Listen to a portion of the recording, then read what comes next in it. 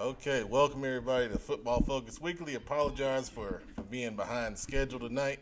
We're going to run the intro. We'll be right back with Pet Man's Players. We're sponsored by VTO Sports. Thanks to VTO for believing in Football Focus Weekly. We'll be right back.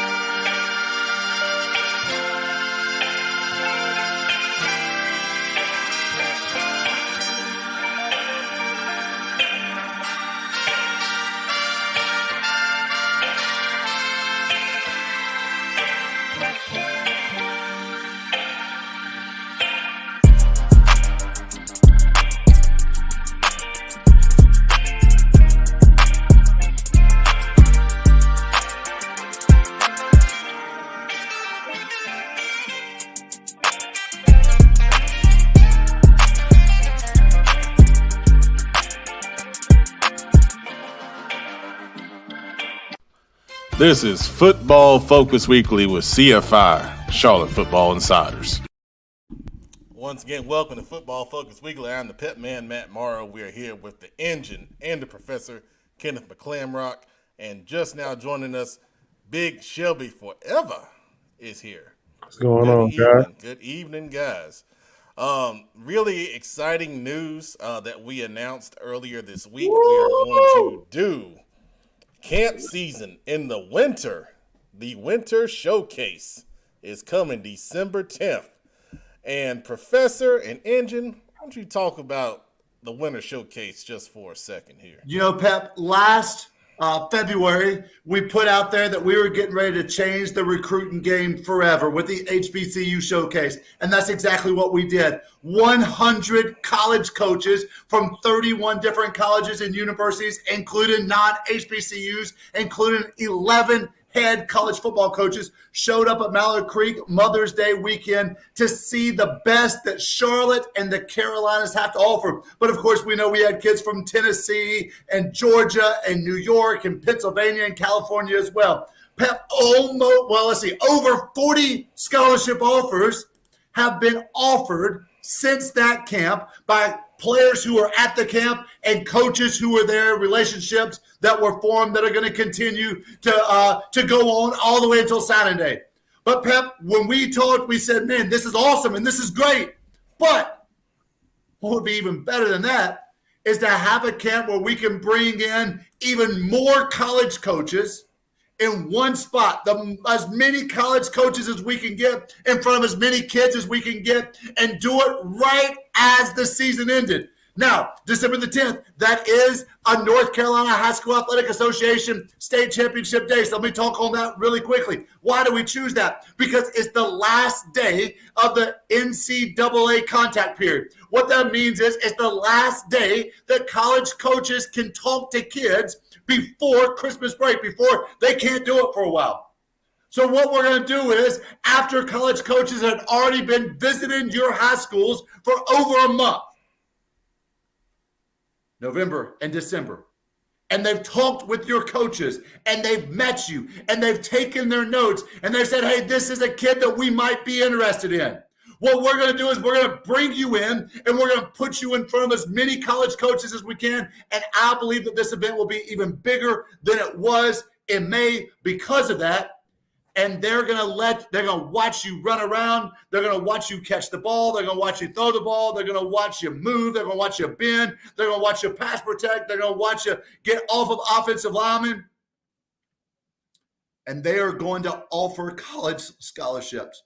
People's lives, young men's lives, families' lives are going to be changed because of what happens on December the 10th. Now, Pep will probably talk about this in a minute. I'll steal his thunder for just a little bit because he let me. We do have a place. It's not finalized yet just because of the way the school system works. We have everything but the formal, yes, contract signed. But, Pep, I'm so excited about this. I was talking to another former head coach just the other day, and I said, bro, think about what it would be like if we had this when we were head coaches. All the work that coaches put in, we are going to make it easier. All the players who believe that they're being slept on, all the players who have some offers, but not as many as they want, the players who have some interest, but not that offer yet. We're going to put as many college coaches as we can in front of you. And we are going to change. We're going to see, because we're not going to do it, we are going to see young men's life change. And, Pep, that's what we're all about, man. We're all about the kids. That's the only reason why we're doing this. It's going to be a whole lot of work that we're going to put in between now and December 10th to get this thing to happen. But it's going to be worth it whenever we see colleges offering young men scholarship opportunities. And, Pep, I cannot wait. I cannot wait either. Kenneth, thank you for, sharing that awesome news. And we are very excited to be able to put this together. And like you said, it will be a lot of work, especially doing it in the middle of football season. But we've already heard from colleges. Immediately, like college coaches immediately started sending me messages after we put the graphic out. Coach, we're going to be there. We had kids sign up that night. Yes. We know that we sold out in May. Pep, we will sell out again in December. So if you're one of those guys, and there are so many names that come to my head. In fact, I was just talking to a local offensive coordinator here in Charlotte, and we talked about several names that this camp is designated for. Those kids who are offer worthy, who are scholarship players, who maybe don't have that scholarship offer yet, and honestly, who may not have it by December the 10th, because a whole lot of Division II schools offer scholarships after Martin Luther King Jr. holiday, which is the middle of January. We're going to have it sooner. We're going to have it earlier, and it's going to be a huge thing, not just for the city, not just for the Carolinas, but for kids a long ways away. Exactly. So stay tuned. We'll have a lot more details coming up on the Winter Showcase. And as Kenneth said, things are pretty much finalized on where it'll be. We just have to wait until a certain day, but trust me, it'll happen. And we're excited to, bring this opportunity to everybody. As we said when we promoted it, HBCU Showcase, we had over 40 offers go out to kids during that. And, colleges, want to come back and offer you. So, make sure you sign up because Pat, let me just thank you again. I have, of course, many times, but Pat, thank you for everything that you've done for the young athletes in this area, in the 704, especially all the work that you've done, the name and the brand that you've built. Pep, there's no one doing what you have done and what you've created in just a couple of years. Honestly, it's incredible, and it's a privilege to do it alongside of you. Yep, nobody's doing it how you doing it, Pep, man. Guys, any kids that's watching, man, this can be the offer that you may need, man. Like they said, college coaches, I know a lot of Power Fives throw out offers early, but you can easily come in and get you an offer from camp. I know guys that I've coached came and got offers, whether it was from the camp or they got an offer within a month later, man. You just come in, put the work in. I promise you, if you ball, somebody's gonna give you a call, man. And people that even though it's like the HBCU showcase that we had, don't feel free. Anybody can come to this. Doesn't matter who you are, where you're from. Y'all just come ball out, man, because a lot of coaches gonna be there. It's always a fun time in this society. Absolutely. Well said. Well, thank you, Big Shelby. Appreciate that. All right, so we're a little off on the times tonight, but this is the order we're going to be in. So we're going to do Pep Man's players, and then we'll jump into some Week 3 review and thoughts. We'll get into our rankings with the Dirty Dozen, the county rankings, the best to last, the most controversial ranking out there on Instagram. And then we'll get into that's actually supposed to be Week 4. I'm sorry about that. We'll get into our Week 4 previews, predictions, and then, of course, the slime time, which I don't know if anyone can top Big Shelby slime from last week. Put it on Twitter, and went viral a little bit. So we'll see if we can top that. So, all right, that being said, I'll put you guys in the background for a minute. And we're going to start with Pep Man's Players. And like I said in the open, Pep Man's Players is now sponsored by VTO Sports. VTO Sports does a great job. We talked about camps. They do a great job with camps, throughout camp season.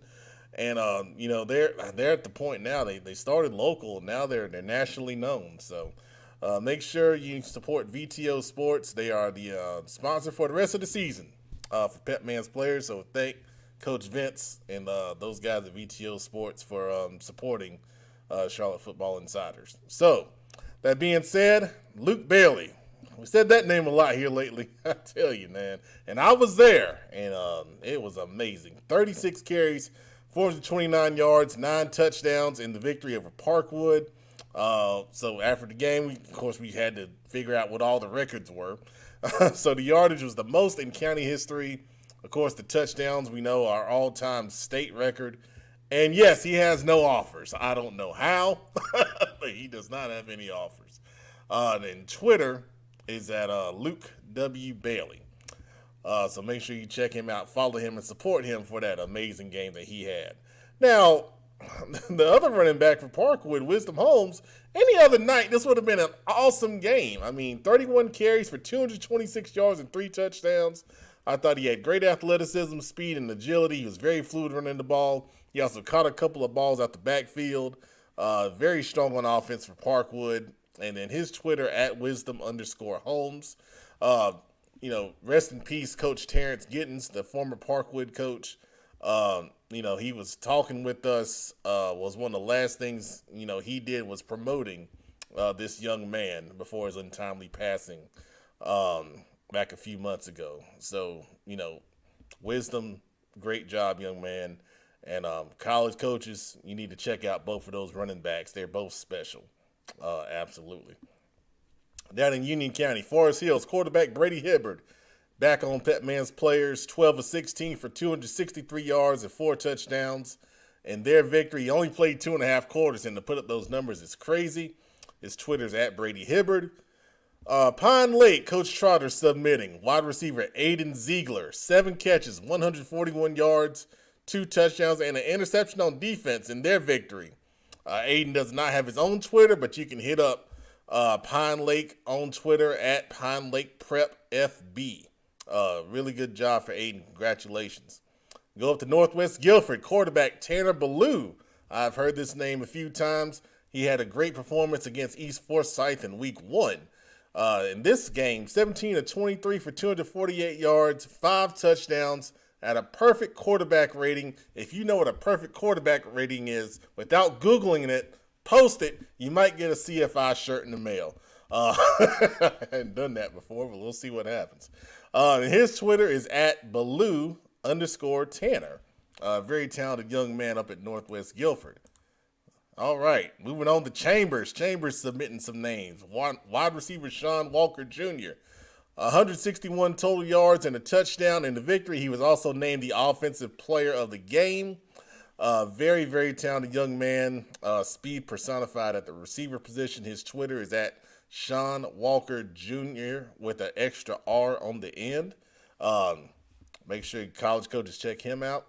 And then committed to Yale, Chambers, defensive lineman Zarion Jackson Bass. 3 sacks, 9 total tackles, and a tackle for loss in their victory over Glenn. That was a 40-0 shutout. Shout out to the defense for a great job in that one. And his Twitter that's Jackson Bass, but you put the 4 where the A is. So J4CKSON B4SS. Zarion Jackson-Bass, great talented young man. Our first ever CFI Under the Lights Camp MVP. Very, very talented young man.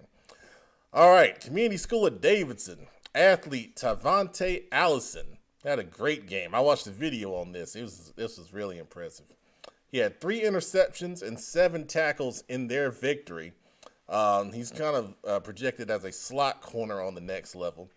His Twitter is TyeAllison6, TyeAllison6. Very, very talented young man. Make sure you check out his highlights on his Twitter. And another frequent visitor to Pep Man's Players, and he keeps getting it done. Independence defensive lineman / linebacker Josh Isaiah, 11 tackles, 2 tackles for loss, a 55-yard pick six that he did with one hand. Incredible video. He had a punt block and a forced fumble. Good gracious, in the victory. Twitter is at Josh Isaiah. He has some offers, but I'm telling you, the way he's playing, man, he might be able to get a few more on his side. And there's Karen Belk right there with her Independence Love with number 3. Thank you for watching, Karen, one of the CFI dedicated watchers. We love it. We love it.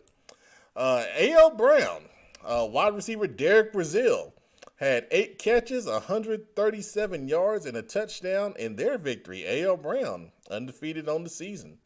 Little under the radar, but I think they might be on the radar tonight. A little foreshadowing. Twitter is at Derek Brazil, DerickBrazil _. Talented young man right there. Central Bears, the old stomping grounds for the professor. Athlete Adriel Miller had a big game. 9 catches, 115 yards, a touchdown, and 2 interceptions in their victory over Hunter Huss. Very, very, very talented young man, and he's a very well-spoken young man. Interviewed him in the preseason. His Twitter is at the official ADR1. Make sure you check him out, 2023 player. Very talented young man. All right. J.M. Robinson, they're rolling now. Offensive lineman Braylon Canales, multiple pancake blocks in his victory. Big number 70 playing center. I watched his video. His video claimed he had 10 pancakes. I gave him about 7.5. But hey, those 7.5 were legit though. His Twitter is at Braylon Canales 0. You need offensive lineman, he's your guy right there, man. All right, we're going over to Charlotte Christian. Running back Karan Jones, really, really talented young man. And I said on Twitter, this is a young man that's so talented. He's got some really big-time offers, but no one really talks about him. Well, we're talking about him tonight. 11 carries, 294 yards, and 4 touchdowns in their victory. This young man has Power 5 offers, man. And you watch his video, he's just explosive when he goes through the hole. It's incredible. His Twitter is at Chiron KJ. Really, really talented young man. Crest, what a crazy performance they had in their win over Shelby. They had a couple guys that had some special performances. Quarterback, Natavius Husky, they call him Tater. 418 passing yards, 7 touchdowns. He also had 78 rushing yards and a touchdown in the victory. His Twitter is at TaterHusky1. And then the receiver, Javarius Green, special young man. He's been tearing it up ever since camp season. 10 catches, 309 yards, 5 touchdowns in the victory. His Twitter is at JavariusG_. He picked up an offer from App State after that performance. Coach Porter, you're welcome, man. You're welcome, man. Congratulations on the victory. Appreciate it, man. I want to highlight a kicker here. We hadn't highlighted many kickers. Hickory Ridge kicker Brandon Bowman. 5 touchbacks. I've seen him live. He's really talented. 5 touchbacks, 4 PATs, point after touchdowns, extra points, however you want to call it, and 3 field goals in their victory over Porter Ridge.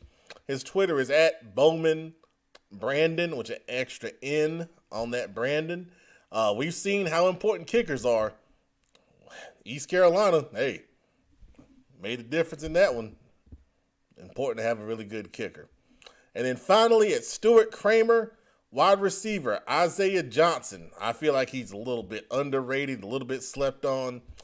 12 catches, 160 yards in their victory. Justin Rockamore throws a bunch of yards and touchdowns. He got to throw them to somebody.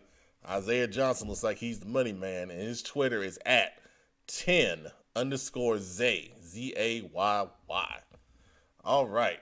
Pat Man's Players, sponsored by VTO Sports. All those players will be recognized and tagged on Twitter with VTO Sports on there. Thank you once again to VTO Sports and Coach Vince for your support of Pat Man's Players and Charlotte Football Insiders. All right. Now, let's bring the crew back. And before we get into the topics, let's put some comments up here. Man, I didn't get to the comments at the start of the show. You guys are on fire already. Jason Bass, what's up, man? Good to see you. Nikisha Ricks, what's up? Good to see you. Reggie Daniel, what's up? How you doing, man? Let's see here. I gotta get my right banner on here. Well, let's go with the welcome banner while we do this. Chris Hagler, finally Wednesday night. What we say too. It is, yeah, we do say that. Good gracious, man. Benji Moose, Slime Time could almost be retired. Give me some naked chicken wings. Yeah, wings, etc. in Shelby, man. Plain wings only, no sauce. A couple questions about the camp. Is it just for North Carolina kids? No. Juniors and seniors from anywhere. They came from California for the HBCU. New York, Yeah. Pennsylvania. Yeah. Holy cow. Yeah, so hey, it's just for everybody. But unfortunately, it's just for juniors and seniors because anyone that attends this camp, we want them to be eligible to get an official offer. So that's why it's only juniors and seniors. When we do the HBCU showcase, and we are going to do it again In the spring. in the spring, well, it'll be open to everybody. So that's a good question. Thank you for watching. Let's see. Joe Hughes. What's up, Joe? Pine Lake Prep defense held Bessemer City to 66 yards last Coach week. Trotter, man. That defense has been on fire up at Pine Lake, man. Boy, he does a good job, Pat. He's as good of a coach Man. that you don't hear about in the area. Chris Hagler. Hickory Ridge defense held Portridge to 6. Wow. Golly. 66. That Oh. is impressive, man. That's That like ain't all 1973 defensive numbers right there. Holy cow. Jason Bass, you get the CFI t-shirt, sir. That is a perfect quarterback rating, 158.3.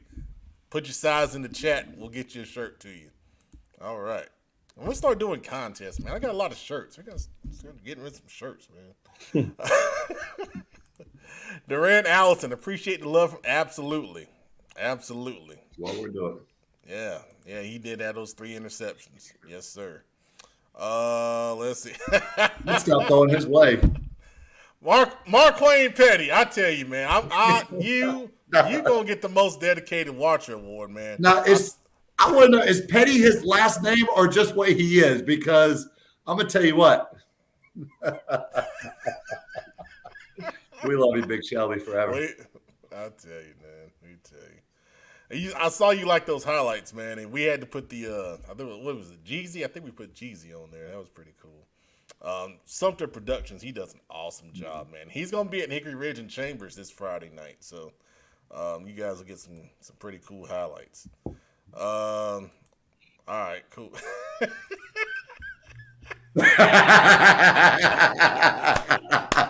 Oh, we love it. We love it, man. Good gracious. All right, so let's talk about some storylines, man. Week 4. Okay. Providence Day versus Charlotte Catholic. Instant classic. Amazing game. Zay Flicks was there. He got the great highlight of the pass Jaden Davis threw to Jaden Holler in the back of the end zone for the touchdown to ultimately win the game 21-20. Charlotte Catholic had a lot of success with the run game. We talked about it. They pounded the football. They kept the Providence Day offense off the field. Time of possession was really big. But the Charlotte Catholic defense really stepped up. They forced a couple of turnovers. You guys got any thoughts on that one? For years we've always wondered how good were these Charlotte private schools. And Providence Day is showing right now they are for real. They've had several big wins already, 2 in a row.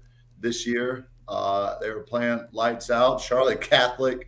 I'll tell you what, that's going to be a battle-hardened football team by the end of the season with the games that they've already played, the adversity that they've already faced.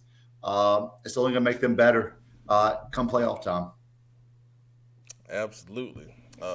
Big Shelby got a little bit of internet problem. We'll get that straightened out. And then, one thing we didn't talk about, it kind of started coming up when I did CFI After Dark last week. Butler lost to New Hanover out of Wilmington, 29-28.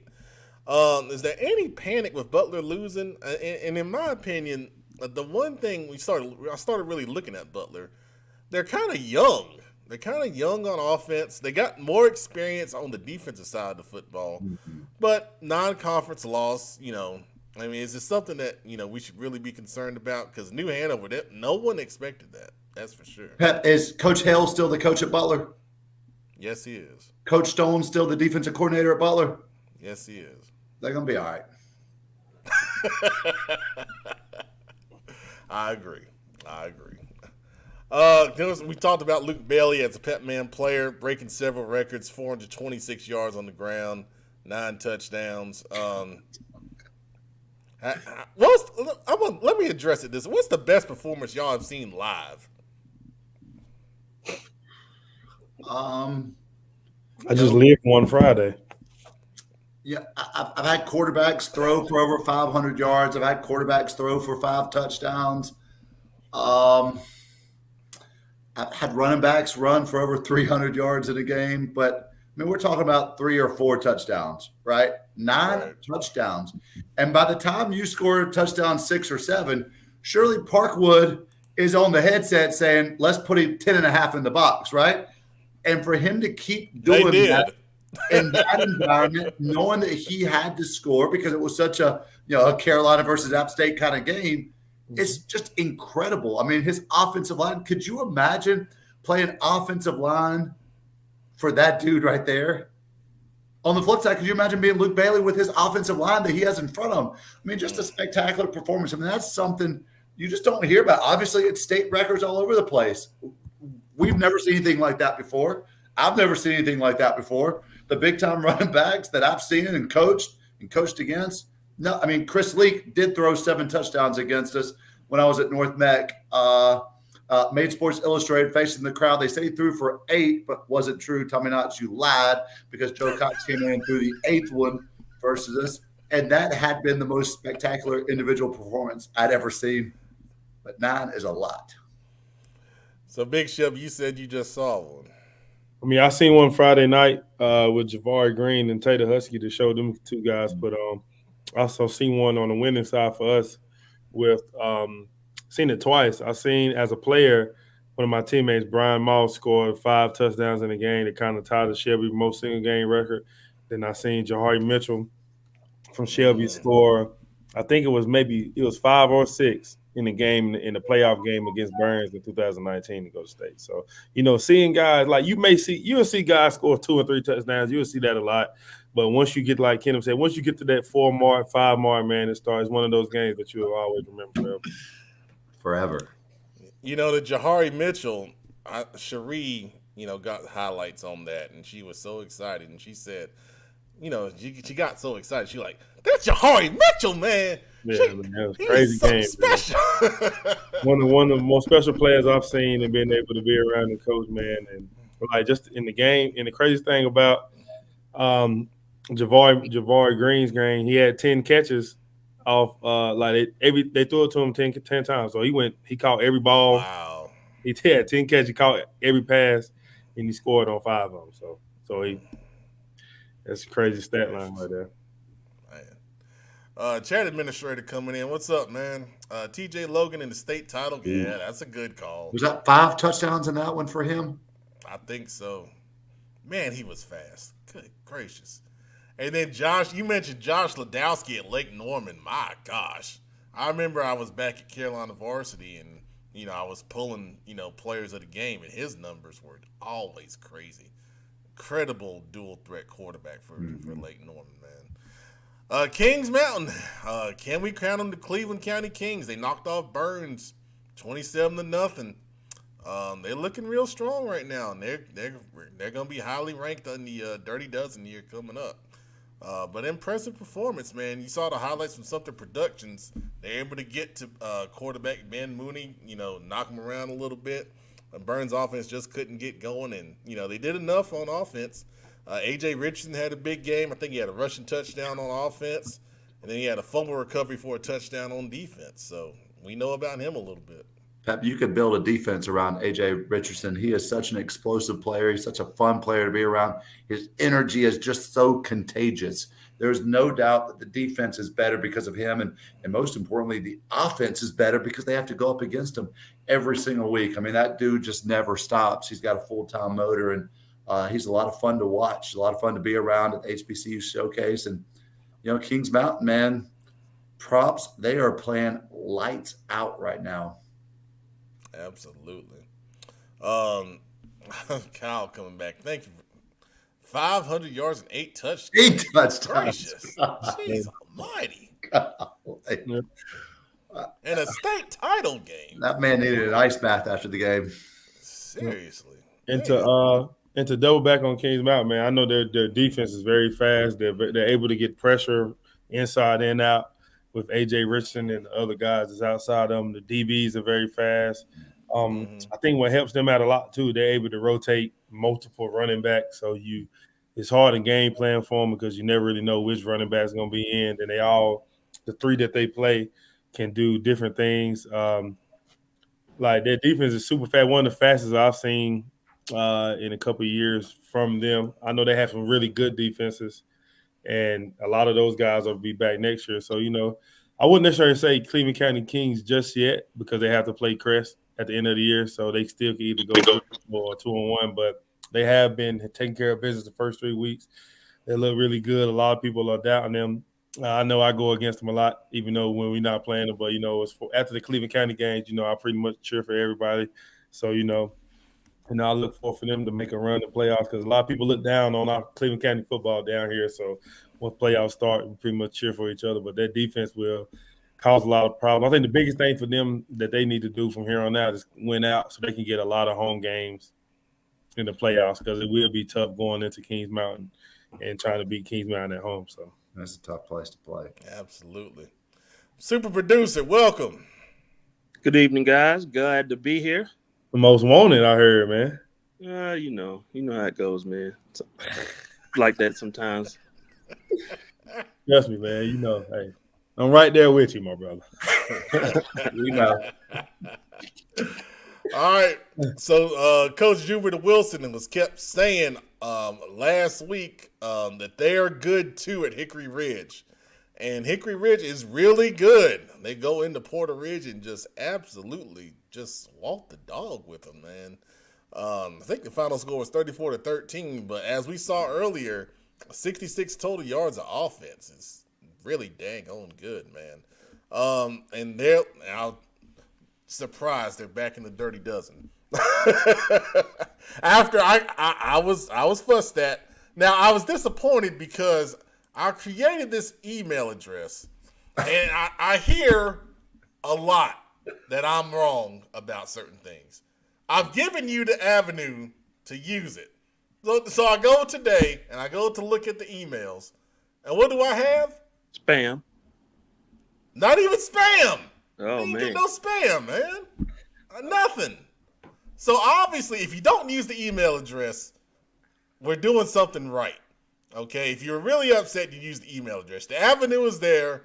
pepiswrong@gmail.com. I haven't been that wrong because nobody wants to use it. So, come on, guys. You can always use it for like a Hulu trial if need be. If it comes to that, man. I have to use it for something. I mean, dang, go on, man. But as far as Hickory Ridge go, if you follow the game, you follow football in the area, no one's surprised by that. They've been consistent for some years now. They might not have some of the accolades in their trophy case yet, but as far as what they've been in the last few years, they've been consistent.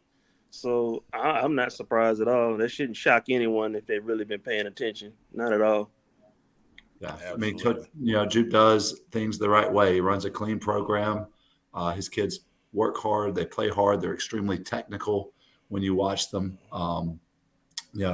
Kudos to him, man. I mean, they're tops, and as they were our big rivals at Central Cabarrus. I got to swallow my pride to say that, but Hickory Ridge is really, really good, and they're tired of feeling like they're not a top-tier team in the state of North Carolina. They've been saying it really for 2 full years now, Pep, going back into the spring almost, and they're ready to prove it. They've got a chip on their shoulder. They play like it. They play one of the toughest schedules in the state, and they want to showcase who they believe and who they know that they are. Absolutely. Chris Hagler. Hey! Hey! Let's get it going, man. Let's get it going. Yes, sir.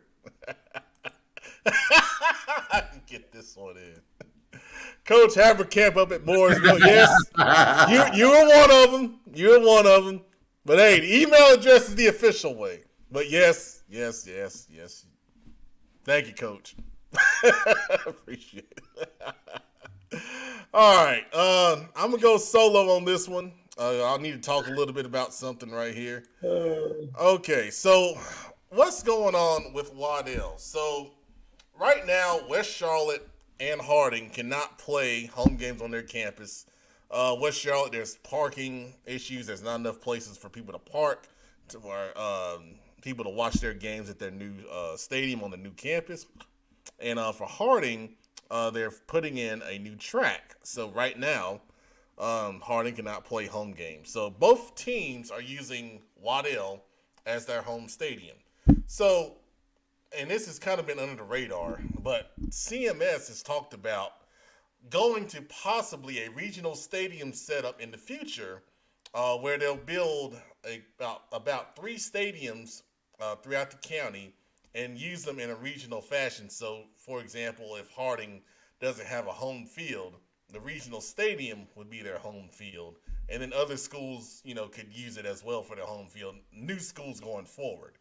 So right now, what we're seeing is Waddell is basically used as a regional stadium. And there's a lot of issues going on with that right now, man. Because it's a place that, no one really has a jurisdiction over. There are some things that have not been done that needed to be done, such as, some field maintenance issues, cleaning of concession stands, access to different places, such as, getting into places that you need to get into in a timely fashion to set up for things, the general condition of the facility, so forth and so on. So right now, in my opinion, if Waddell is going to be used as an example for a regional facility, this is a perfect example as to why, everyone needs to have their own field, their own stadium. You look at Palisades when they were built, they got a brand new stadium. The other schools that are being designed, the new school that's going to be in Torrington near Ballantyne, near Audrey Kell, their design has them getting their own stadium. So it's kind of funny to me that now when it comes time for schools such as Harding, South Meck, and East Meck to get stadium facility upgrades, they want to discuss having regional facilities. And, and that's not right for those 3 schools. Everyone knows I'm an advocate for Harding, but East Meck and South Meck are in the same boat. And, for all 3 schools to possibly lose a home field, to go to a regional stadium setup, and then for it not to be managed, in the right way, we don't need to do that. We just need to have the capital funds put into the next bond, and then everyone, like everyone else in CMS, have their own stadium, their own facility, and talk about equity and equality.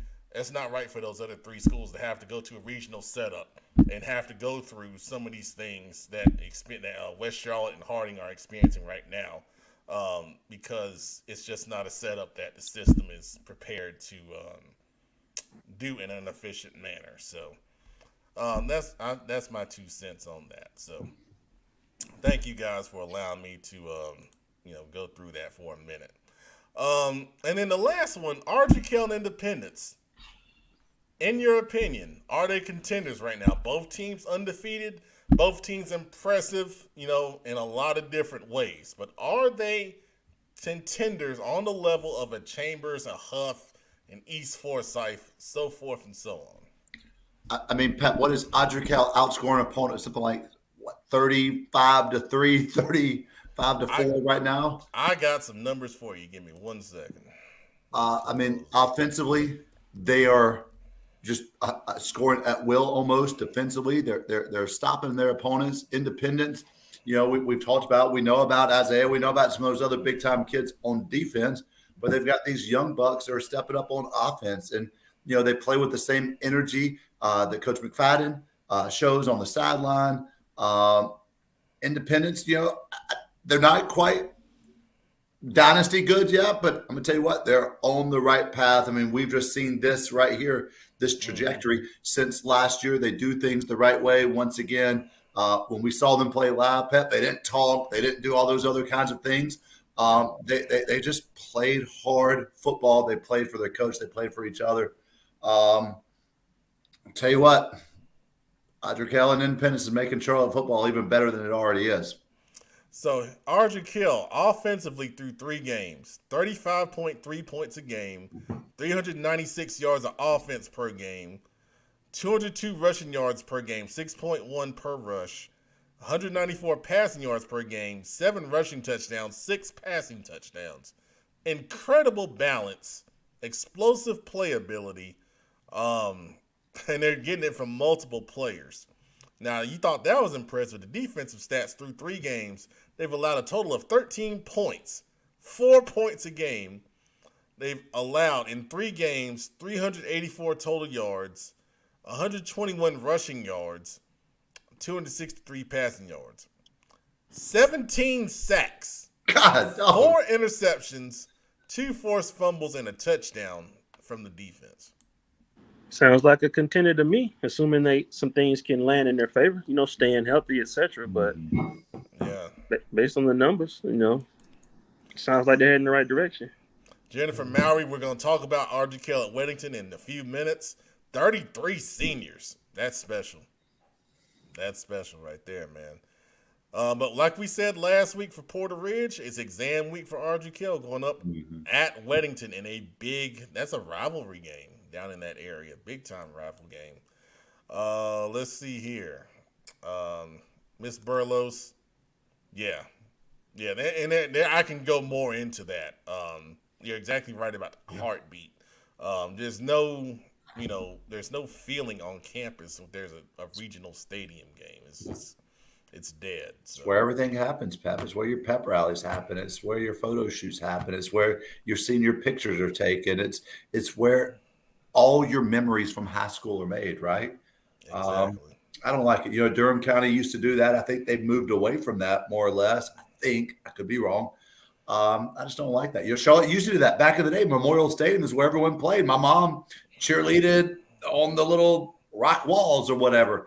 And thank goodness. But see that made sense because it used to be like the Big Friday where each team would get their own game down there, and it made financial sense because it wasn't crazy cost wise to go down there and play, and then you had a bunch of people there that offset that cost. I mean, you're talking about extra bus cost.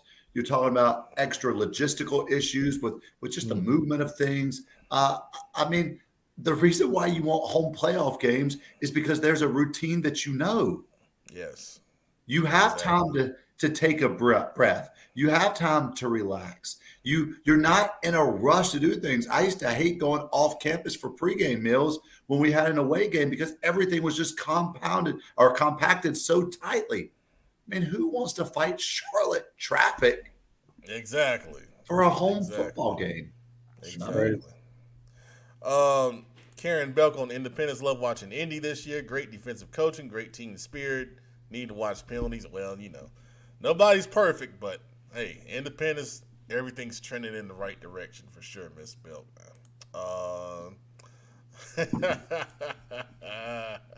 What's up, Derek?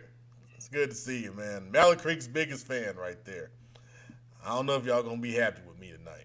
All right. I'm just messing. Let's go to it. All right, Dirty Dozen, sponsored by the Queen City Senior Bowl. And just so you guys know, when I put the Dirty Dozen up, this is the first time our guys see it because I do it. I do it, and then they comment on it. And usually, after the show, then I get fussed at even more. But I'll leave that alone. All I had right. a couple of draft emails in my Gmail account that I didn't send to Peppers wrong, for the record. Thank you for saying that, Kenneth. Let me put that back up here. Hold on. Any complaints? We're going to leave that up here during this segment. So right now, Providence Day number 1, Chambers 2, Huff 3, Charlotte Catholic 4, Kings Mountain 5, Ardrey Kell 6, Hickory Ridge 7, Weddington 8, Charlotte Christian 9. Independence up in the Dirty Dozen now at number 10. Malley Creek dropping to 11, and South Point out of Belmont is at 12. Now, on the edge, we got Monroe, Cox Mill, Butler dropping down to the edge with the loss to New Hanover Olympic, and then A.L. Brown introduced to the edge with their undefeated start to the season. All right, so I got comments galore. Oh, good gracious. Let's see here. Destin, not battle. New Hanover played their Super Bowl against Butler on Friday, won off of a double pass. Oh, wow. Man. Okay. Thank you for that note. And thank you for watching. I've not seen the name before. Thanks for tuning in, Destin, not battle. I appreciate that. So let's talk about Malley Creek. I mean, they had a heck of a game. Close loss, and we talked about it. We said they had a chance to prove themselves against South Point in South Carolina, number 1 team in 4A in the state of South Carolina. And they had a lead in the fourth quarter. And South Point, made a drive at the end of the game, and they were able to get a close win. But that loss, said a lot, We know Malley Creek can play with anybody on this list. We know that. But the one thing I would love to see, and, they got Gaffney this week, another really good team, is we want to see that offense. Even when they beat Myers Park, they put up 21 points, punishing run game. I know there's a little bit of rain involved and everything, but you want to see that offense, start lightening up. And we know they got, the talent to do it. So, once that offense meets with, and that defense is killer. The defense is, balling like crazy. But once that offense, really gets going, then, it's going to be like Derek Chambers says right there. It's a team that nobody will want to see, for sure. Let's see. Natalie Barnes, Kings Mountain all day. They were impressive. That's why I put them at 5. I thought they were that impressive. I know I'm playing a little devil advocate here, a little coaching mode right here. Malley Creek being at 11 after saying they lost to the best South Point team. Well, the best team in South Carolina by 3 points. Mm-hmm. And then you want to talk about offense. Keys Mountain at 5. I like Keys Mountain top 5, but as far as offensive goes, they haven't scored over 30 points this year either. So as far as some people are just led by strong defensive play right now. Early in the year, that's kind of great if your defense is leading the team in the beginning of the year because your offense would somewhat click. So then just based off Malley Creek's strength of schedule. They played probably 3 of the hardest games out of anybody on this list. So they have had the opening. I don't know if anybody else would go 2-1 or are they 2-1 or are they 1-2? I'm not sure. One and two. Yeah, I think pretty much everybody on this list might either be 1-2 or 2-1 going against that list. So some people may be 0-3 going against that such hard schedule. No one has gone against a team with the caliber of Buford, Georgia, right? Yeah, they went against Buford. Then South Point, South Point is just as good, if not better, than every team on this list. Then they lost to, who else did they lose to? They lost to Buford, South Point, and they beat Myers Park. They beat Myers Park. So those are 3 good quality football teams. So I'm not necessarily saying. I don't necessarily agree with them dropping that low.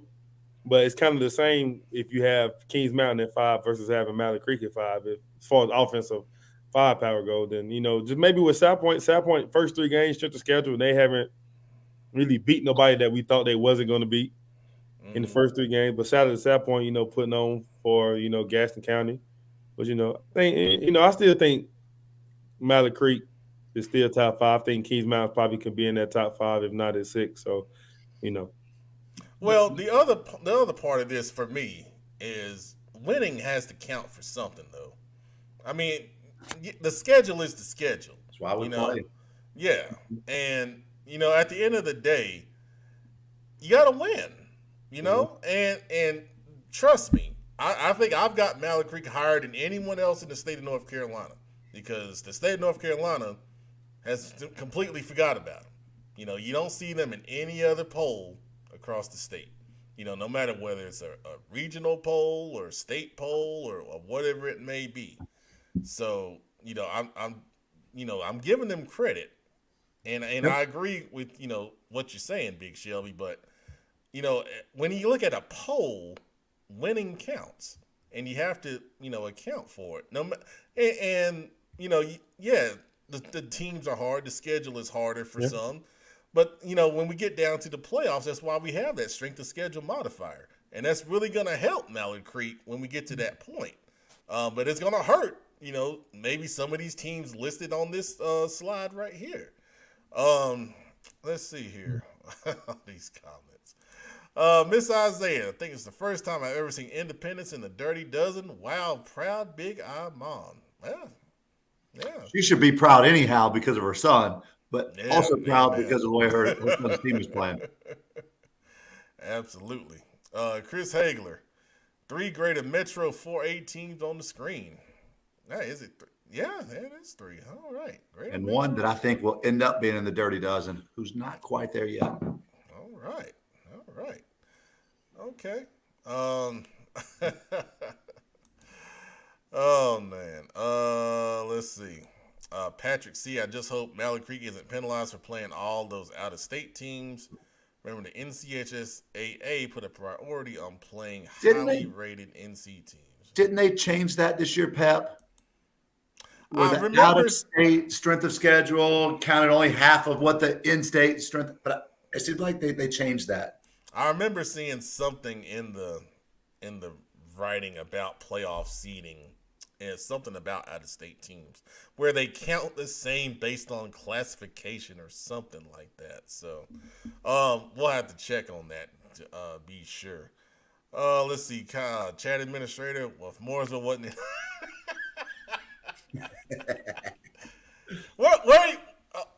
get your Iredell rankings ready because we're about to flip over to the county rankings. He's in ready. a second. They're already typed up. He's already copied and pasted them. He just got to hit paste. He already got it copied. Control C is ready. Coach Keith Booker, if you're a top team, then you have to win. It's true. I think there's some merit to I that don't as think well. anyone can argue with that. Yeah, I definitely agree with that. This thing is fluid. As you see, we got new teams in new places. It changes every week. Like we said, CFI unbiased. We're down the middle. We try to look at all the factors. And I tell you, Mallard Creek fans, I still believe in you. That's why you're on here. No one else got you. Pep Man has you. Because I look at it and you got the talent and you're right there. But if you break through, then trust me, you're gonna move up just like everybody else is on here moving up, man. All right, so let's go to the county rankings. And we made a couple changes there. Okay, so in Mecklenburg, we got the top 4 right there, pretty much the same from the Dirty Dozen. Upstate South Carolina, no change. They just keep on winning. Just keep on winning in upstate South Carolina. With South Point with that big win over Mallard Creek, and then Northwestern, Indiana, and Topper Ridge just cruising along. Gaston County, I thought about Joe Hughes' suggestion, and You can't put a tie on there. This isn't freaking soccer, man. There's no ties in This football. is the only time I've ever put a tie in the poll. You can't The do it. only time. Yeah, hold on. Because I feel like I'm both sending an these email teams- right now. Hey, I need you to right click on that slide and go to edit and take one of those out, man. Oh, come on, producer. A tie and a rankings? Yeah, you gotta edit one of those, man. You gotta take it. Let me see who I'm gonna take I out. want to see the tiebreaker criteria, man. I mean, we can't have this. Oh. Paper, rock, scissors. I flip a coin, something. One of those got to come out. All right. Okay, Engine. Who do you got? No, hold on. No, we're going to paper, rock, scissors right now, live. Hold on. I'm going with Ashbrook because Hunter Huss's losses have been lopsided. Okay. Producer. I think I'm a buy into that logic. I'll leave Ashbrook in. All right. So Ashbrook is number Sorry, 4. Huskies. Okay. All right. So then in Cleveland County, we got Kings Mountain 1, Burns 2, Chris 3, and Shelby 4. That is not why Big Shelby left. He had something he had to do. It's mighty convenient.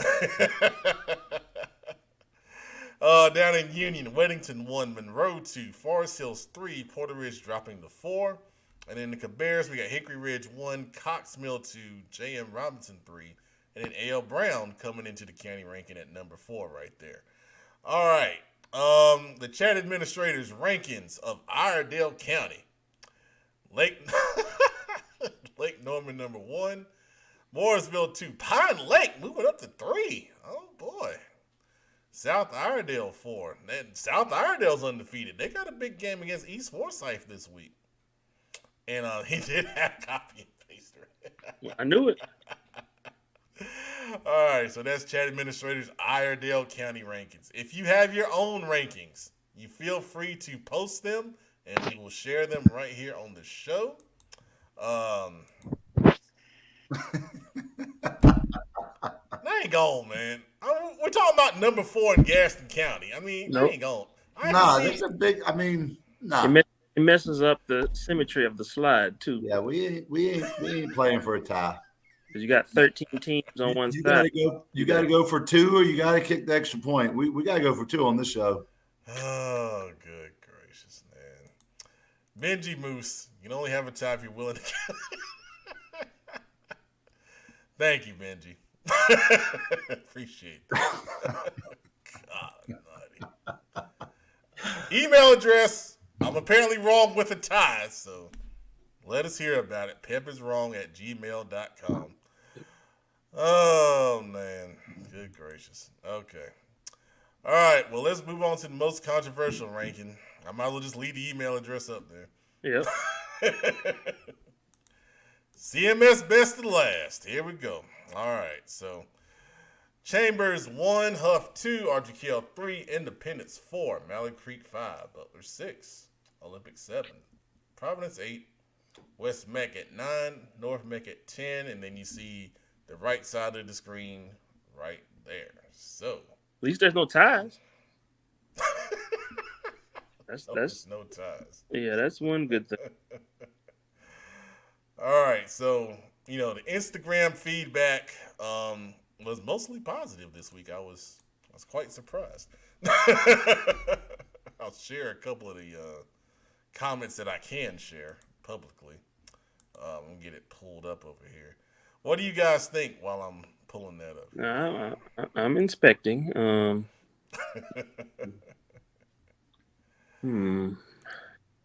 right, so Instagram, some people felt like RG Kill was too high at number 3.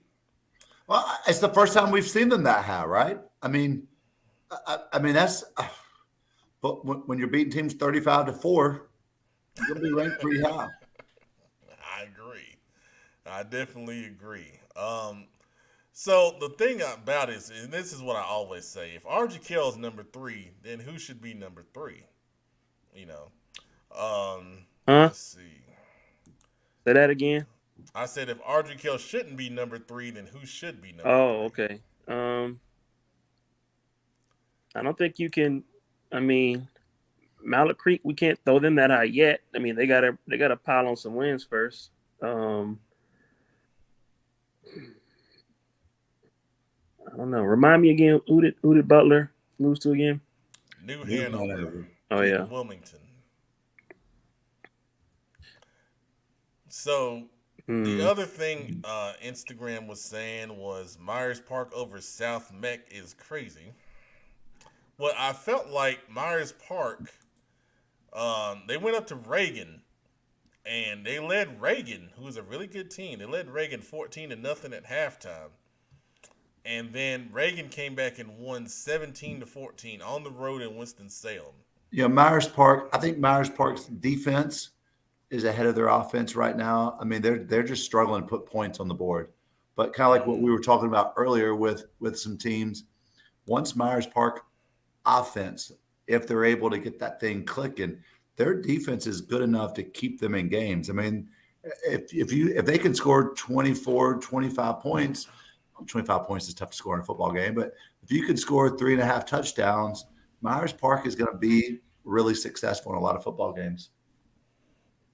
I agree. I definitely agree. So comments coming in fast and furious. Oh, boy.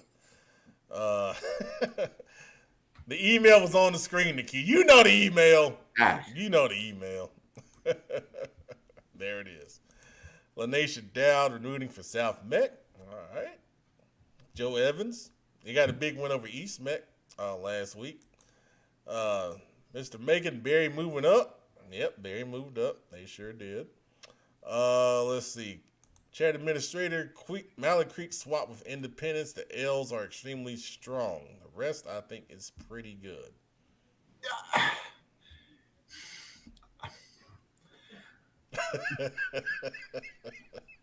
That's chat administrator.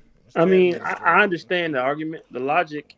I follow the logic, but I still feel like they got to get in the win column. We can justify, having a very tough schedule, probably the toughest schedule, arguably the toughest schedule out of anyone on the list here. But they still got to get it done. You see what I mean? So we know they're still good, so we can justify having them where they are at 5. But because the teams above them have been winning, RGK, Independence, a win is a win. So I don't think we can justify moving those other teams down, even though, Mallard Creek is a really good team. So, strong losses are still losses. I guess that's what I'm trying to say, even though we know they're good and we know they've had a very tough schedule. And they get credit for not being afraid to play those teams, but they still got to move on and get some wins, and then we can talk about moving them up. That's just how I see it. Well stated. Well stated. LaNation Down says Olympic at 3. Well, Olympic. Now I'll tell you this though, Olympic destroying Sun Valley week 1 kind of looks really good now. Because the way Sun Valley's playing. Because who's Sun Valley Friday night? What was it? 24-23. Cox Mill. Cox Mill. That's right. Yeah, and then they lost to A.L. Brown by 4. So, I mean. I can see the argument because they really walked the dog with Sun Valley in week 1. So I can see. I know, and Olympic has been vocal. They were vocal last week on the Best of Last about where they're kind of sitting on this. So they're a team that we're gonna have to really watch. We're gonna have to really watch Olympic. But like I said, I said this on a podcast. On ESPN 730. What? Do that again. I'll share it when I get the link. I'll share it. But I said I had Olympic number 2 in the SOMEC behind RGK when no one else had them, anywhere up there. And I said they've got enough, to contend for the conference title with RGK, and no one else had them up that high. They had them down lower in the middle of the conference, and now they're coming out here and they're showing that they are a really good football team. So, I can see the argument. I can definitely see the argument with them. Let's see. Chat administrator, case could be made for Olympic and maybe Providence ahead of Butler right now. It could be made. But at the same time, you can't forget what has happened before. Butler dominated West Charlotte, and they dominated, who was their second game? Richmond County, in Richmond County. Now we know Richmond County's down, so, it looks a little differently now, but still, those games were not close. Neither one of those games were close. So, Joe Hughes, losses are argument for validation, can't get with that necessarily. And now Joe Hughes has done 1 million polls. So, once again, it's a balance. It's a balance, tough schedule, winning games. They go hand in hand. You try to balance it out and put, it's tough. It's tough because it's all about, our opinion. Well, my opinion. For anyone that does a poll, it's all opinion, And, I think I take a greater value in a tough schedule than, most, polls across the state. Because once again, like I said, I've got Mallard Creek in polls. The state of North Carolina does not. They took Mallard Creek out after they lost to Buford, which I thought was insane. Joe brings up an incredible point. I mean, I remember in high school, a player who I played with who put 315 on the bench bar and unracked it and immediately it collapsed on his chest. Now, he was probably a 250-pound bencher, but he wanted to be able to say, I got pinned on 315. He didn't want to say I got pinned on 300 or on 275 or on 260 or on 255. He wanted to be able to say I got pinned on 315. And at the end of the day, Mallard Creek's going to have their opportunity. They got a lot of football left to play. At the end of the day, you got to get the weight off your chest. And Mallard Creek has got to get in that win column again. And I think that they've got a big opportunity this week. And P.S., I think that they beat Gaffney this week. But Joe is you got to win. A loss is not a validation. It doesn't matter who you win against. I could put 500 pounds on the bar and get pinned, and it doesn't mean anything because I didn't get the weight. How much weight can I get? That's what matters. There you go. Patrick C. checking in. Olympics quarterback is nice. Elijah Holmes came to the HBCU showcase.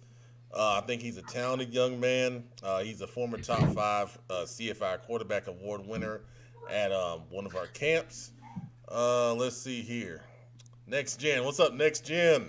RG Kell's a sneaky team. Well, I don't know they're going to be sneaking too much longer. No, they're not.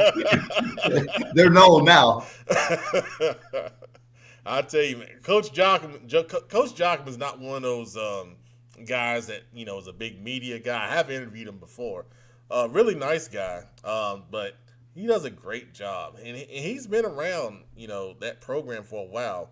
When I was at Myers Park, he was on the defensive side of the ball at RG Kell. They do a great job of scheming things up, man. And they always show you something new. They're always going to give you something that you haven't prepared for. Mm-hmm. And we were pretty good at Myers Park. We made the state quarterfinals that year, and we went down there and we had a tough time, man. They were showing us all kind of stuff. I like the way they use Switzer a lot. He's kind of a rover type player.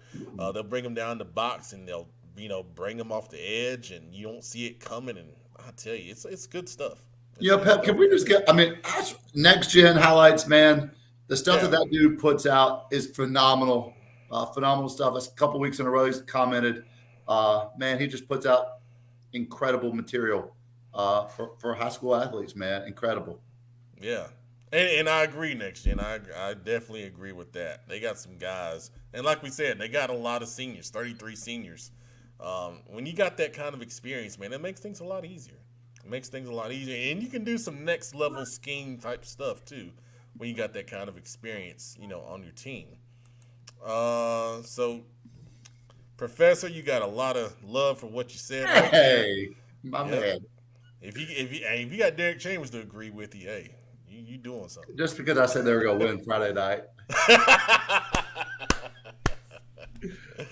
Oh, man. Joe Hughes getting in on that as well. Oh, boy. Mallard Creek getting some love going down to Gaffney. Okay. All right. And y'all know Joe is a big South Carolina guy, so he knows what he's talking about. We'll talk about it here in just a minute. All right. So let's move on.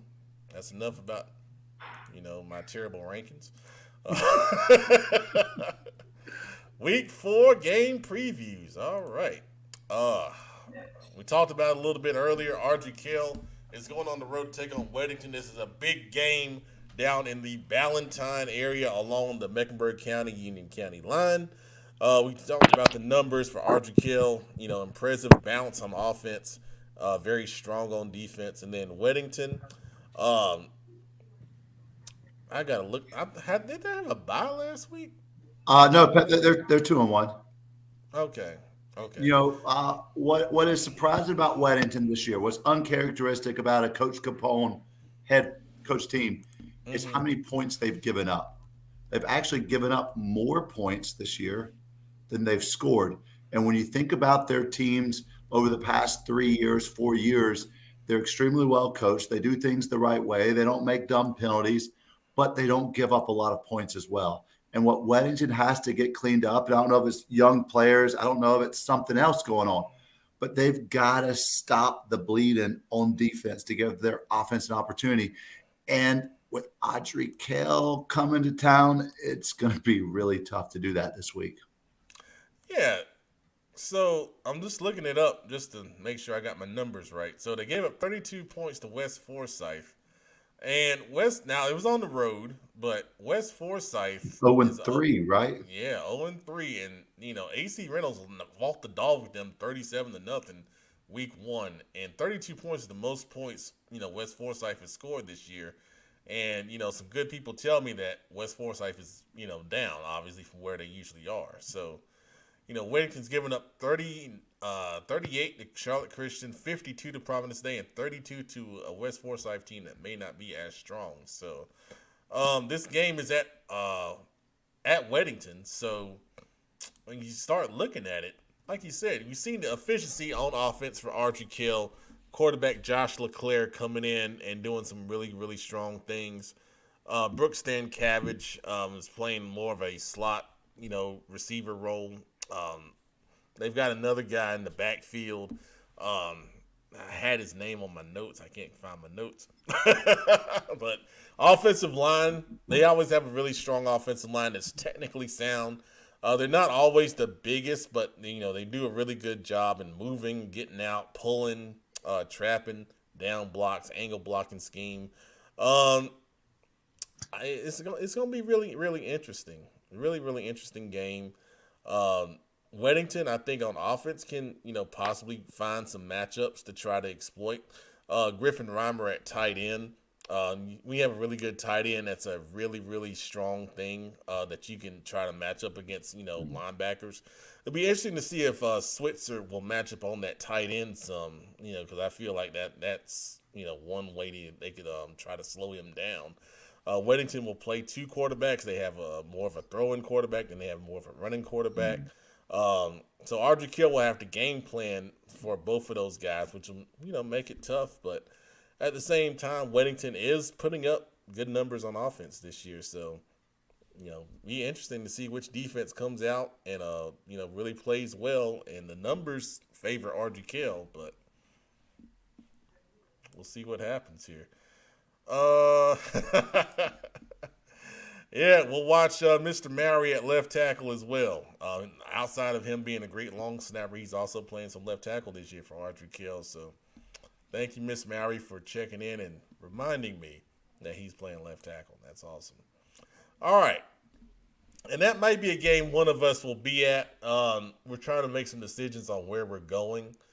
Either Zayflix may be there or me and producer will be there. I didn't tell you that yet, producer. But so one of us will be there. That's a big game, most likely. All right. Another big game. Chambers going on the road to take on Hickory Ridge. This is a playoff rematch. These teams played twice last year. Chambers getting the best of them both times. The first game we were at Chambers, where Hollywood scored very late in the game to give Chambers that victory. But Hickory Ridge played really well. Rematch was in the second round of the playoffs up at Hickory Ridge. First half of that game was tied at 14. And then the second half, Chambers took over, dominated 28-0, and won that game pretty soundly. What we think here? Really, really great matchup. It is. I mean, Chambers, after a close loss, right? I mean, they came back and they played against a really good football team in Glenn, a football team who will probably be a top 3 team when it comes playoff time. And they blanked them 40-0. Of course, LJ is there. He's our guy. LJ is starting to get things moving. They had a huge breakout game, Pep. You talked about it earlier from Sean Walker Jr., one of our top 5 performers at the HBCU Showcase. 160-something yards. I don't remember what you said off the top of my head. but the breakout game that we all knew that he was capable of doing, I think that that's going to continue throughout the year. Of course, Bass at 3 sacks at a game. Holy cow. It's going to be huge that Hickory Ridge's offensive line slows him down. I mean, because he is a man-child. And when we look at Chambers' defense, they are so deep. They are so loaded from the front to the back. That said, Hickory Ridge is playing stupid good right now, right? They've given up, 19 points this year? Scored well over 100 points this year. Beat Porter Ridge. They beat Huss.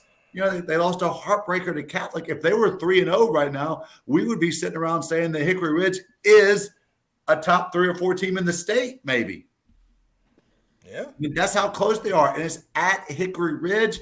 Once again, Jupe wants to prove, those kids in Harrisburg, they want to prove that they are a top-tier team. They've got another home game to do it. That's a tough place to play, man. Those kids at the school, they love it. They show up. The community shows up. Harrisburg loves that school. This is a huge game in the state of North Carolina. Maybe the biggest game on our list for sure, I think. I would say so. Just give it an eyeball test. Chambers has been to the mountaintop, and Hickory Ridge is trying to get there. So whether guys at Hickory Ridge will come out and say it, this is personal for them. Anytime you lose a team twice in one season, it's personal. They want to win this one. Chambers is obviously still a phenomenal team. So I feel like Hickory Ridge, just like Jupiter says, we're really good too. A win over Chambers would further seek to just validate that point. And I know they see that. But at the same time, Chambers is still Chambers. And people need to not forget that as well. It's almost like, to give it an old sports analogy, it's almost like how the Pistons used to do the Bulls in the early 90s before they finally broke through. Chambers is like Detroit right now. They got some championships, but Hickory Ridge is just trying to break through. So if you're old enough, you'll get that analogy. but I would go ahead and say this is the biggest game on the list right here for sure. So definitely. Can I say this, Pep? I wondered how Chambers would respond after a really close loss to a really good football team from out of state, right? When you have so much talent and you have such a high standard that you're used to, how do you respond to that? And obviously they've responded extremely well. This is going to be an extremely tough football game. We said that. But, what I believe about this game is Chambers kids respect Hickory Ridge's kids. Definitely. And I'd say, someone correct me if I'm wrong, but historically speaking, recent history, Chambers responds well after a loss, very well. And if I'm not mistaken, I'm not looking at it, but both of their recent championships, they lost a game. There's no undefeated in either championship run. So, they got a good culture there. So they usually respond well. So we'll see if Hickory Ridge is ready. The game will come down to, I believe, Hickory Ridge's offensive line. How do they stack up both in the run game and in pass protection versus what Chambers does defensively, man? I'm assuming, I haven't seen him this year in person, but assuming Coach Cannon is still Coach Cannon, they're going to come. Well said, guys. Well said. So some good comments right here. So Derek Chambers thinks Hickory Ridge is going to win the game. He also says run at the linebackers. Let's see. Jason Bass, make no mistake, Hickory Ridge is a top 5 team. Easy. There's the respect right there, right? Chat administrator is also picking Hickory Ridge this week, and he doesn't know if he can call that an upset. Okay. All right. And then, of course, Joe Hughes with the levity. Hickory Ridge sounds like a flavor of bacon or a good name for a distillery. It's fun. Oh, God. All right.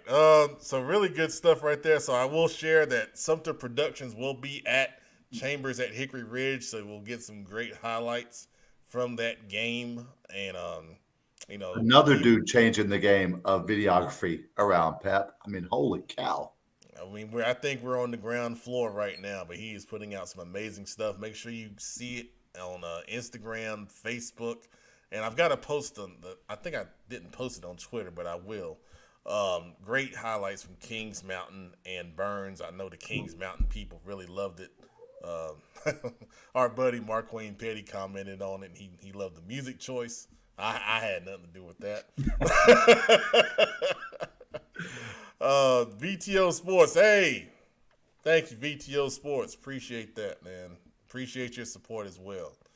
All right, next game, Cox Mill, 3-0, going on the road to take on Huff. Cox Mill winning. We talked about it a little bit earlier. Winning last week over Sun Valley, 24-23. Huff coming off a bye week. And Kenneth, I want to ask you this: a bye week this early, does it mess up anything or does it help? To me, it's tough, right? In the ideal world, you have a bye week right before you start conference play or somewhere in the middle. You don't want it to be too early. You don't want it to be too late.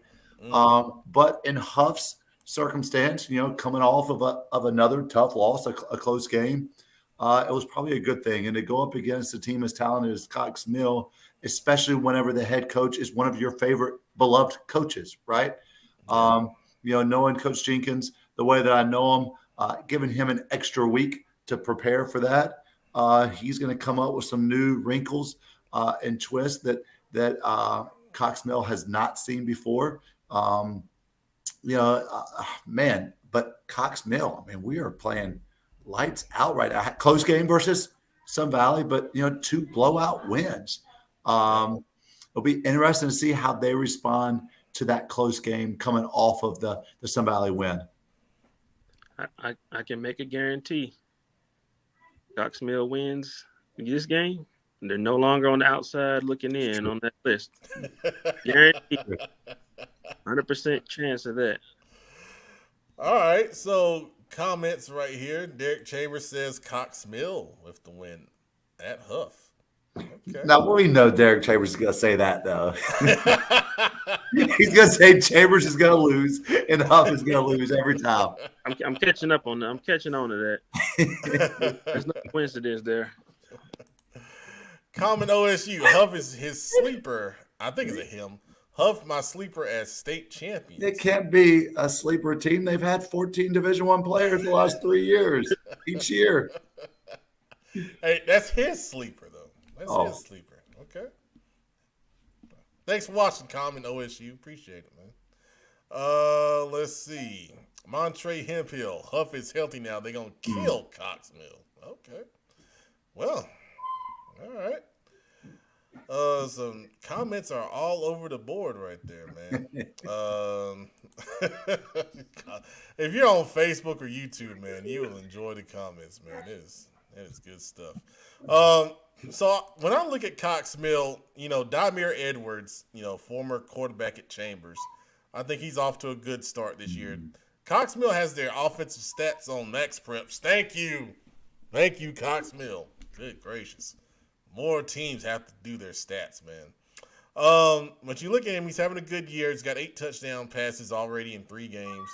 And then you look at the play distribution on offense, they're pretty balanced. 64 passing attempts to 50, rushing attempts. So I love to see a balanced offense. Tyrell Cord, very talented running back, leading rusher on the season. And then here's what I really love. We know Kendall Harris is really talented at the receiver, but they really spread the ball around in their passing game. Zion Evans is another talented receiver. But, they got Cord with a couple catches. They got Ivy, who's a big receiver on the outside, with a couple catches. He had the one-hand catch in the highlight Sumter Productions had at Northwest Cabarrus when, Cox Mill had a really impressive win in the Cottle Cup rivalry. So, Cox Mill has several different threats on the offensive side of the football, and that'll make it tough, because, we know Huff is really good and they're really fast on defense. But when you're able to distribute the ball multiple places, that offensive attack is a little bit tougher, to game plan for. And the quarterback has played in big games, Pep. He has big game experience. He's not going to be hesitant. He's not going to be feeling any kind of way because it's Huff. He's going to come in excited, and his teammates will be right there beside him. Absolutely. And, I think this is a game where Cox Mill's probably feeling like, no one's giving them a chance. Me too. They walk in with a chip on their shoulder. And, I think it's going to be a four-quarter game. I really do think it's going to be a four-quarter game for sure. There's an argument going on in the comment. Chat administrator, can we get some control? There we go. Thank you, chat administrator.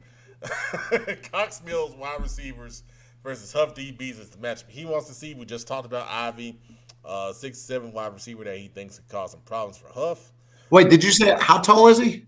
It says 6'7". He's a good sized kid. He is a good sized kid. But yeah, once again, can they block the edge rushers long enough to let the wide receivers break free?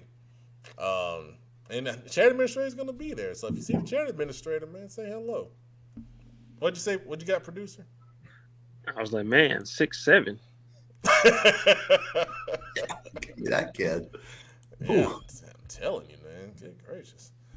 All right, let's go to the next one. We talked a little bit about this already. Mallard Creek going on the road to take on Gaffney in South Carolina.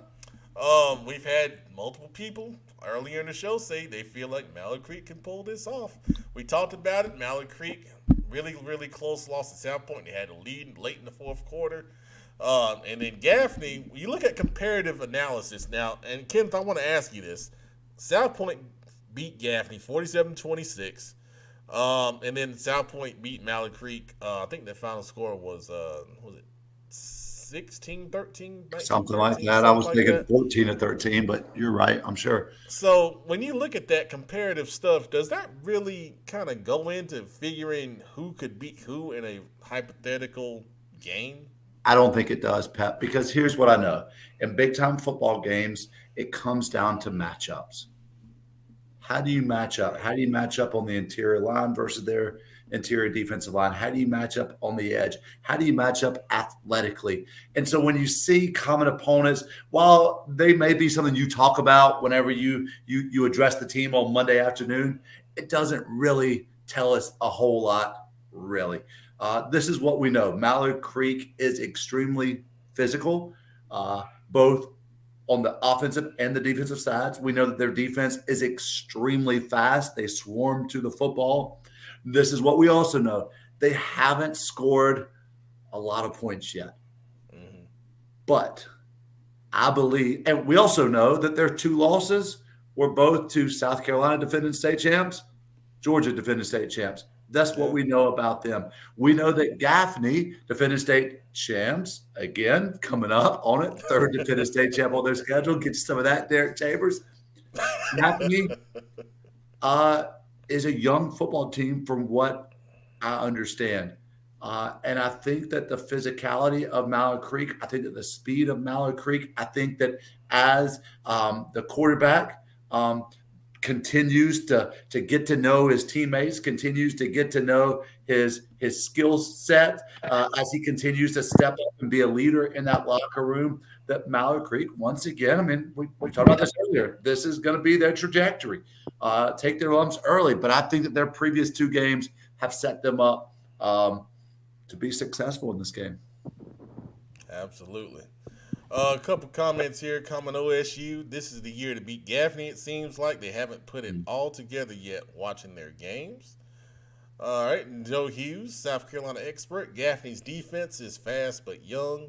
They need more from their offense. One thing I didn't like versus South Point, get them down and they lose composure. And that's the sign of a young, inexperienced team, right? Yeah. They don't have that leader to step up. And, I talked to one of my players who's playing in college right now that they didn't have a very good game this weekend. And I called him up and I told him what I loved watching you play on the sideline is how you led. When things were going chaotic, this particular player, I loved when you walked up to a player where there was some chaos, you put your arm around him, and I know what he said to him. I love you. We got this. We're going to get this thing straightened out. And when I talked to him, he said, Coach, that's exactly what I said. That's leadership. And when you're a young team, you're kind of looking around. Who's going to be our leader, right? And I think that Mallard Creek has leaders, especially on the defensive side. Yeah, absolutely. And then Joe also coming in. Gaffney has a Duke recruit at quarterback. They lost their top wide receiver after a gruesome injury versus South Point. And that's tough. Hate that. That's tough, man. Yeah. And we know Mallard Creek's strength is defense, so if Gaffney's struggling on offense, Mallard Creek's strength is defense. Kind of like Mallard Creek there. But we have been running late all night long, so we're gonna move on to the last game preview, and this is in the Engine's wheelhouse. Northwest Cabarrus at Mount Pleasant. I'm gonna give you the stage on this one. Well, Pat, there are not a lot of games in Cabarrus County. Most of the Cabarrus County schools are having their bye week, however that works out this week. Northwest Cabarrus, they've had two lopsided victories and their 2 wins, and they had a lopsided loss to a really good Cox Mill in their loss. Mount Pleasant, 2-1, had 2 solid wins. One of them, they showed a lot of grit in their win over Carson, and then they lost a big rivalry game. They call it the Backyard Brawl last week, 21-20, to North Stanley.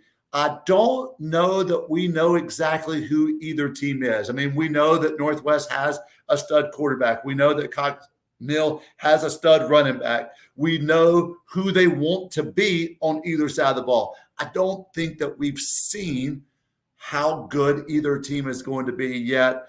I think this should be an extremely close football game. I think that Mount Pleasant flies around defensively. I think that Northwest Cabarrus is going to try to get their athletes in space and out-athlete Mount Pleasant. But the great thing for Mount Pleasant, because keep it real, they probably aren't as athletically talented as Northwest Cabarrus is, because I think that for the past several years, Northwest has been one of the more talented athletic teams in the county.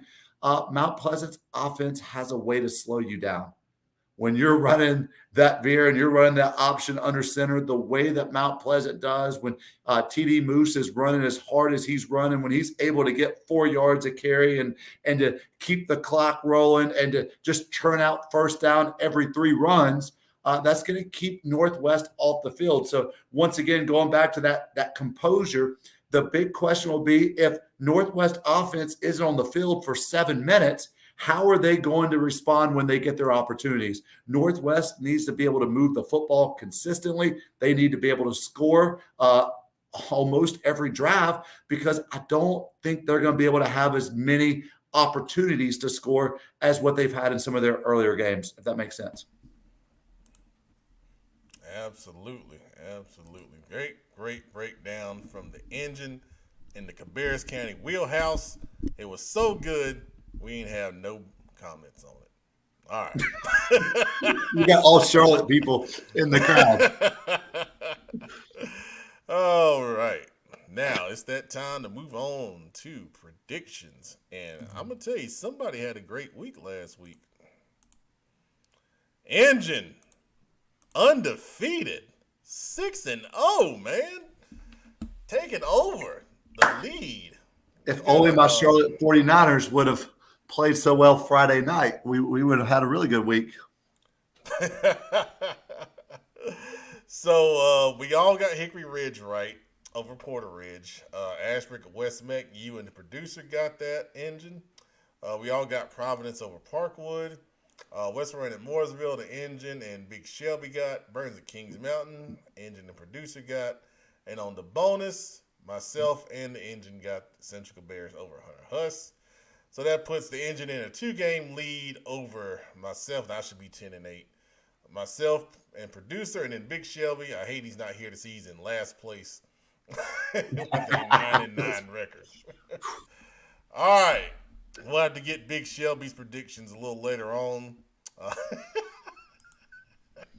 I just said who got it right. Come on, Channing. Good gracious. All right.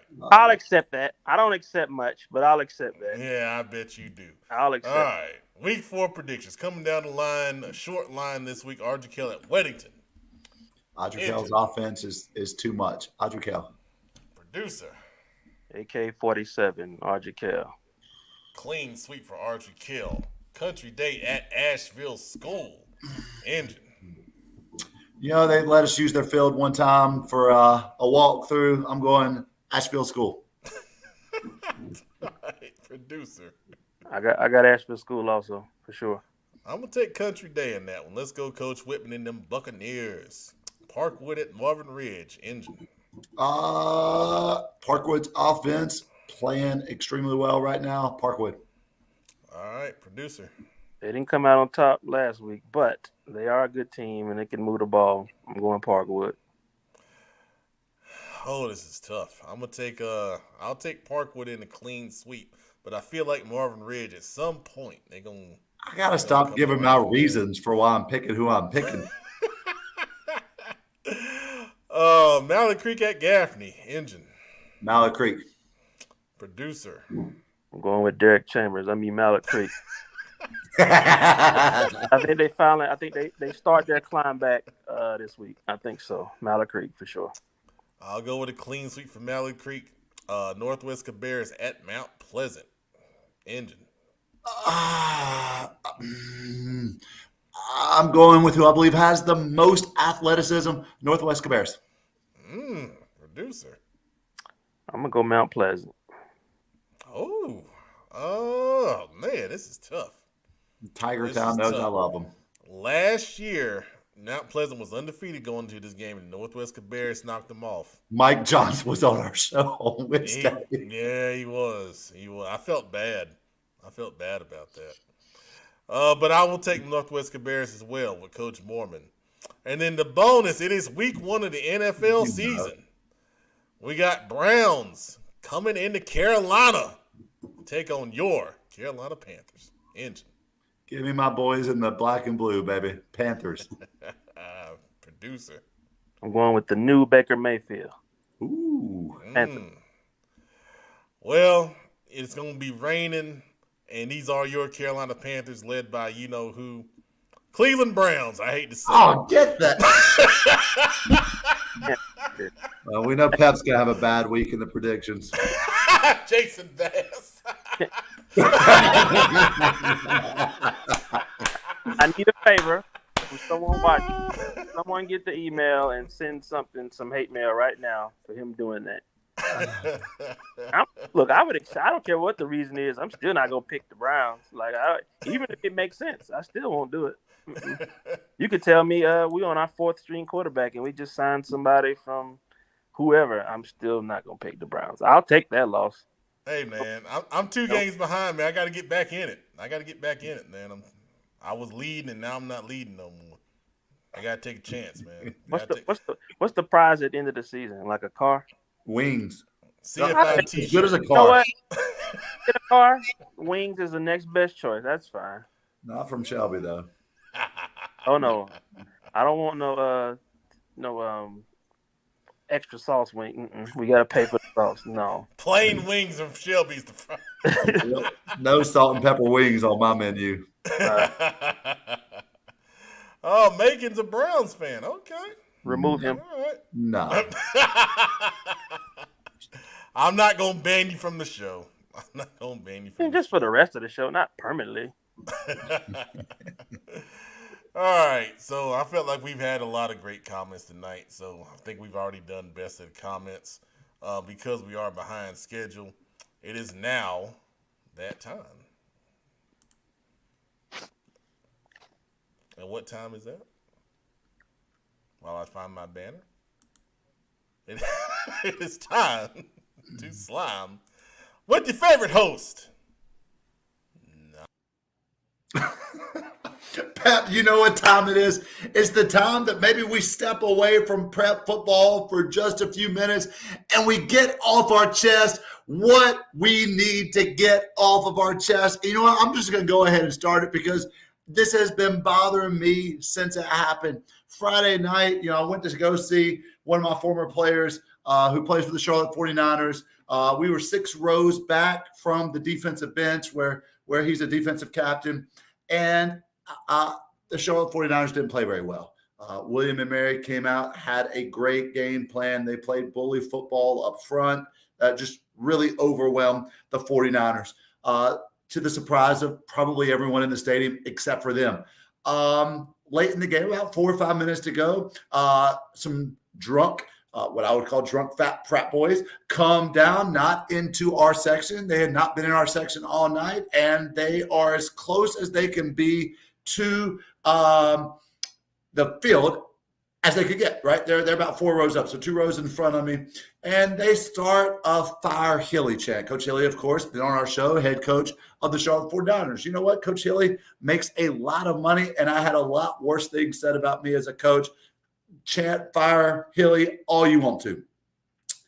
Then, as they were calling for the defense to be ready, they start yelling a chant, the defense sucks, something like that. And they're turning around trying to get us involved. Well, now I'm starting to take it a little bit personal, right? Because you're talking about my dude, man, a kid who is eating dinner at my house, a kid who is who comes up to my boys and gives them hugs and high fives and all that kind of stuff. So I'm starting to get a little bit upset by this. But then they continue to call out players. Well, a coach's wife who was there with her 3 young children and their entire family, who was sitting in front of them, finally turns around and says, basically, guys, cut it off, like, not cool. Well, these 2 drunk idiots proceed to start yelling at her and to start cussing at her with their kids. I stepped in, not made my wife happy. I was in the doghouse for a while because I sometimes say some stuff when I get a little bit excited that my wife does not approve of. But can we please be adults? Can we please be adults, whether it's at a high school football game, a college football game, an NFL football game this week? There are kids all around. And I bring my boys to games so that they can have fun, so that they can have memories, so they can see people who they know, so that we can talk about for the rest of our lives the fun that we had at the Charlotte 49ers or the Carolina Panthers or the Erskine Fleet or the Barton Bulldogs, whoever. Can we please be adults? Let's be adults. It's one thing to be upset with the coach. It's one thing to go into an internet forum. It's one thing to call into the local radio show. It's another thing to chant, fire the head football coach. He makes a lot of money. But can we please not go at wives of coaches who have their young children there? Can we please act like adults? That's my slime. Knuckleheads in the stands who don't act like adults. Pep, who are you sliming on tonight? Man, I'll tell you, tonight I am sliming these people that live in their mother's basement and want to create fake Twitter profiles like they're real people. How many times have we seen dang on tweets that are so let's say you got Skip Bayless, for example, and they had a name Skip Bayless, and then you look at the Twitter handle and it's some stupid BS. And they put out this stuff like it's from the real person, and they got the little face on there, and you got to really read it to make sure that it's real. But how much time do you have to really sit there and create all these stupid accounts like you're a real person and then put out a bunch of stupid BS that ain't real, man? And that's why this is where the term fake news came from. I mean, who does this? Who really does this? And who thinks it's really cool to put out all this stupid crap and think it's real and just try to trick people, man? I wish, and as much as I hate frivolous lawsuits, I wish someone would have a lawsuit and sue somebody for misrepresentation and just stop this crap, because it's just so stupid. And you're wasting time, and who's got time to do it? I mean, what a loser. What a stupid loser creating fake Twitter accounts. Go find something to do. Get a job. We need people to work some places. Go find a job. Pep, I'll tell you who does. The same type of people who yell at coaches' wives with their little kids all under the age of 5. That's who does it. What was it? Elon Musk. I mean, take it for what he said, take it for what it's worth. But didn't he say the other week that when he was looking into purchasing Twitter, he figured that somewhere between 7 to 8 out of every 10 Twitter handles are fake accounts, are bots, are people, what you're talking about? I mean, just stupid, man. Stupid. You're right. Last on the list tonight, the super producer. Who are you slamming tonight? I'm going to slime the Browns because Pep, man, picked them. I'm very optimistic. At this point in the season, I'm usually pretty optimistic about the Panthers. They haven't made me mad yet. It's week 1. So, yeah, I'm going to slime the Browns, man. Just coming into town. I don't care about the rain. I don't care if it's a volcano eruption. I'm still not picking the Browns, man. So, slamming the Browns. Welcome to Charlotte. Sweet Caroline will be playing when the game ends. And Pep, I'm going to call you up and sing it to you. I'll welcome that. I will welcome that. Terrell Pinckney, my slime goes to all these fake NFHS game links and trying to trick people into paying money.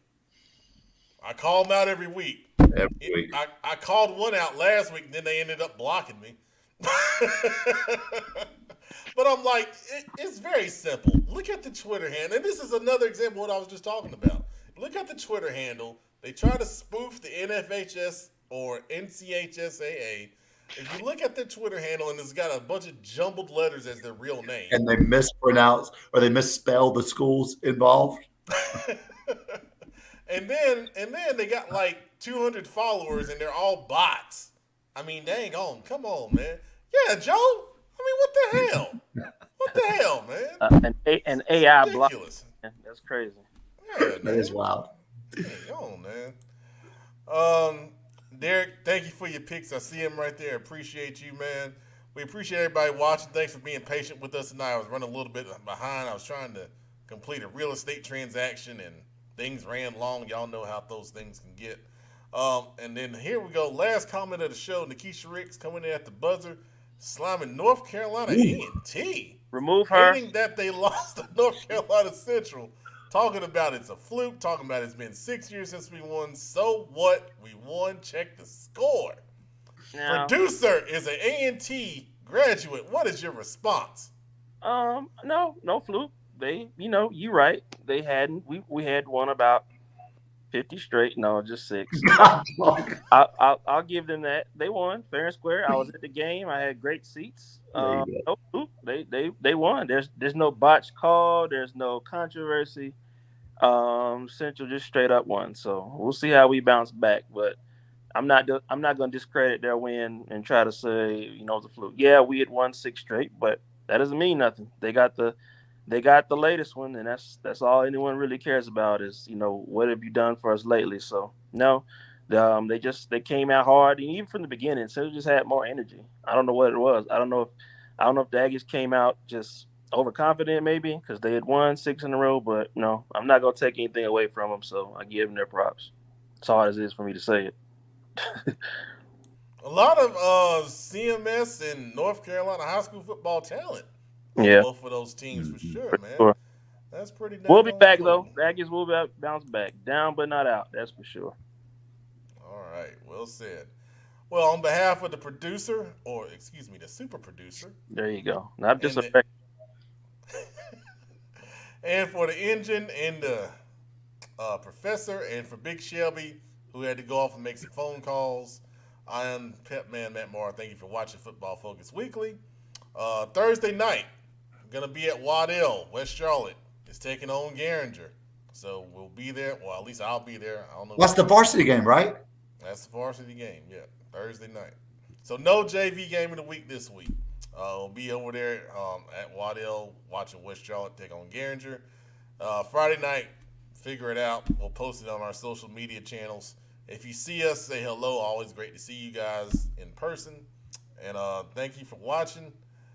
And thank you, Coach McCormick. That's a great way to end the show. All right. Good night, everybody. Like the spice. Yep.